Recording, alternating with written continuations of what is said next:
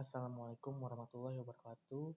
Sebelumnya perkenalkan nama saya Iqbal Hermawan dari kelas IF gabungan 23 PJJ dengan NIM 10304231053. Oke, pada video kali ini saya akan mengerjakan tugas memahami praktisi di bidang IT, yaitu saya akan menjelaskan salah satu keahlian saya di bidang network engineer. Nah, selanjutnya yaitu saya akan menjelaskan terkait pengertian dari network engineer. Network engineer sendiri yaitu seseorang profesional di bidang IT teknologi informasi yang bertanggung jawab untuk merancang, mengimplementasikan, mengelola, dan memelihara jaringan komputer dalam suatu organisasi. Mereka juga yang memastikan jaringan berjalan dengan efisien, aman, dan andal, serta mendukung komunikasi data yang diperlukan oleh suatu organisasi. Nah, selanjutnya yaitu terkait tugas dan tanggung jawab network engineer.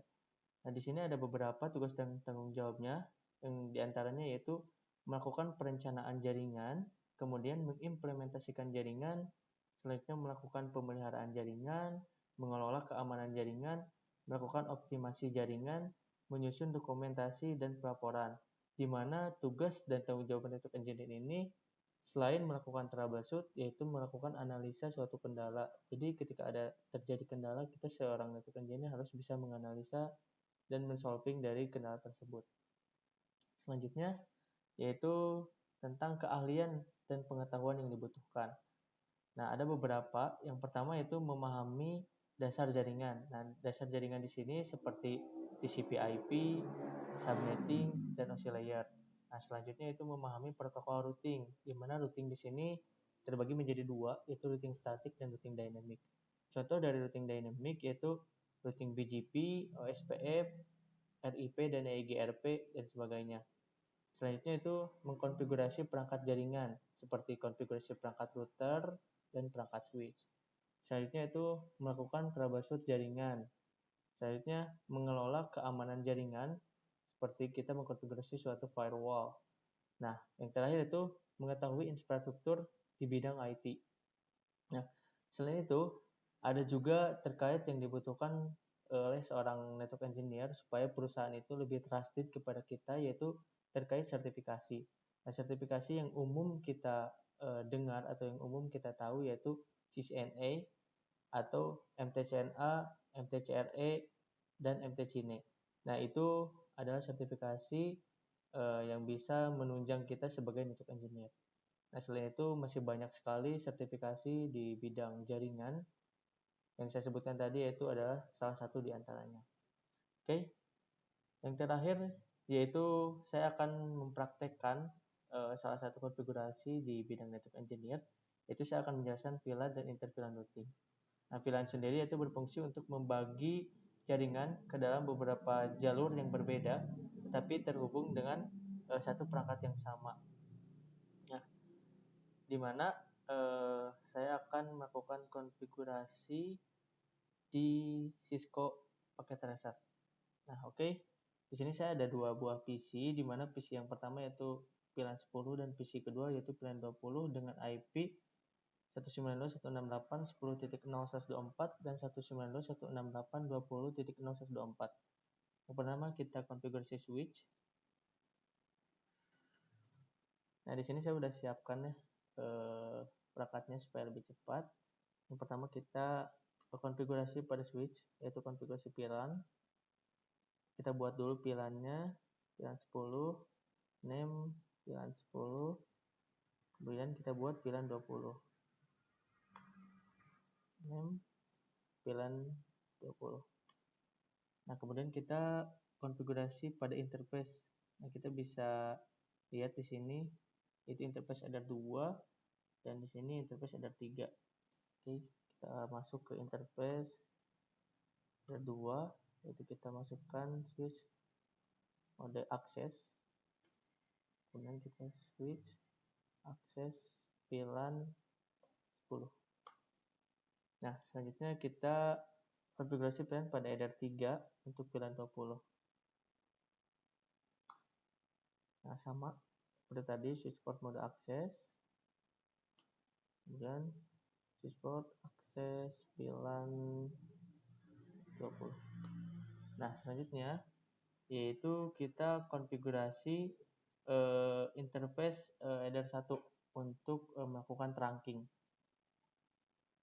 Kita masuk ke interface header 1, kemudian switch port, mode trunk. Oke. Nah, di sini kita sudah melakukan konfigurasi VLAN pada switch. Nah, di sini kita kenapa masih merah, karena dari router sendiri yaitu kita harus mengaktifkan interface yang memang akan kita gunakan. Di sini saya akan mengaktifkan interface pas Ethernet 0/0. Oke, kita masuk ke router, kita konfigurasi. Nah, kenapa tadi saya menggunakan interVLAN routing? Karena pada VLAN sendiri, ketika memang tidak ada router atau tidak ada switch layer 3, dia tidak akan bisa komunikasi antar VLAN karena dia memiliki beda segmen. Nah, untuk solusi gimana supaya VLAN 10 dan VLAN 20 dapat berkomunikasi, yaitu kita bisa menggunakan router. Nah, dengan metode ini yaitu kita sebagai network engineer bisa menyebutkannya dengan router on the stick. Oke, lanjut ke konfigurasi. Kita masukin FA0/0. Kita aktifkan dulu yaitu SH atau no shutdown. Nah, kita bisa lihat di sini sudah aktif hijau ya. Kemudian kita bikin subinterface untuk si VLAN tadi. Interface FA0/0 titik 10 untuk VLAN 10. Nah, kemudian kita harus encapsulation .1q 10 itu untuk VLAN 10. Kemudian kita setting IP address 92.168.10.1 untuk gateway-nya. Karena SAS 24 itu jadi kita 255.255.255.0. Kemudian exit, kita masuk ke interface 0 dengan subinterface 20 untuk VLAN 20. Dan sama encapsulation-nya itu 20. Dan untuk IP address-nya kita setting 20.1 untuk gateway. Oke, di sini kita sudah melakukan konfigurasi interVLAN routing pada router. Selanjutnya kita konfigurasi IP address pada PC 1. Di sini kita setting 192.168.10.2 karena satunya udah kita pakai. Kemudian subnet mask-nya SAS24 sudah benar. Dan untuk gateway-nya kita menggunakan IP address dari router sendiri yang tadi 10.1. Gitu. Oke, selanjutnya kita coba setting pada PC 2. Sama seperti tadi, cuma ini 20.2 dan untuk gateway-nya yaitu yang pada router tadi 20.1. Oke, kemudian kita coba ping dari PC 0 atau PC 1 ke PC 2. IP-nya tadi 192.168.20.2. Kita coba lihat. Harusnya untuk pertama RTO terlebih dahulu dan selanjutnya reply. Nah, kemudian kita ping sebaliknya dari PC 2 ke PC 1 ping 19.8.10.2 dan reply. Nah, kemudian kita bisa pengujian paket juga di sini PC 0 ke PC 1. Nah, di sini kita bisa lihat ini successful. Dan di sini kita sebaliknya. Nah, di sini dari PC 1 ke PC 0 juga successful.